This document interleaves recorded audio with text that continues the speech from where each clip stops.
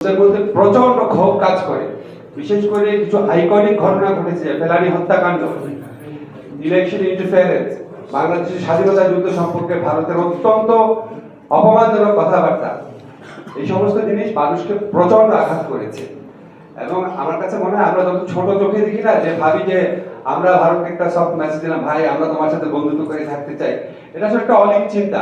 এখন এমন একটা জায়গায় নিয়ে গেছে ভারত বাংলাদেশকে, যে সে বাংলাদেশকে একটা, আমি তাকে একটা প্রোগ্রাম করলাম, বাংলাদেশের স্বাধীনতার সুফল এখন সবচেয়ে বেশি ভোগ করে ভারত, বাংলাদেশ স্বাধীনতার সুফল বাংলাদেশ ভোগ করে। ওই জায়গায় নিয়ে যেতে চায়, চিরতরে এই অবস্থানে রাখতে চায়। ওয়ালটন ফ্রিজ কিনে অনেকের মতো আপনিও হয়ে যেতে পারেন মিলেনিয়াল, সেরা পণ্যের সেরা অফার।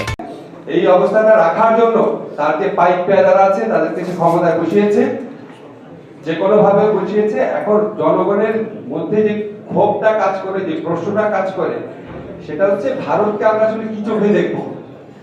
এই ব্যাপারে যত আলোচনা হবে তত ভালো। আমি শুধু একটা জিনিস আপনাদের অ্যাড করি, যে আমি নিজেও তো একসময় মনে করতাম যে ভারতের ক্রিকেট টিমকে ভালোবাসি, ভারতের অমিতাভ বচ্চনকে ভালোবাসি, বহু কিছু ভারতের ভালোবাসি, এখনো ভারতে আমার প্রচুর বন্ধু আছে, দেশ হিসাবে অসাধারণ দেশ।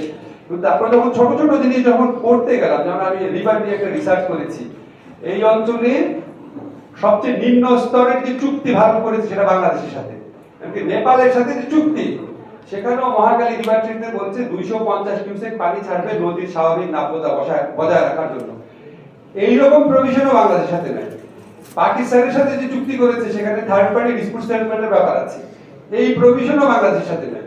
এবং অতি নিম্ন স্তরে যে চুক্তিটা 2026 সালে শেষ হবে, সেটার পরে কি হবে না আলোচনারও কোনো আগ্রহ উদ্যোগ কিছু নাই। এরকম অবস্থায় যখন একটা সরকার দিনে রাতে ভারত আমাদের শ্রেষ্ঠ বন্ধু, বন্ধুত্বের একটা চরম শিখরে পৌঁছে গেছি, তখন আমার কাছে সত্যি মনে হয় এটাকে পার্টনারশিপ নাকি দাসত্ব। এবং এই দাসত্ব বাংলাদেশের মানুষ সুস্থ মাথায় কতদিন একসেপ্ট করে নেবে, এটা আমার কাছে একটা ভয়াবহ জিনিস মনে হয়। ধন্যবাদ।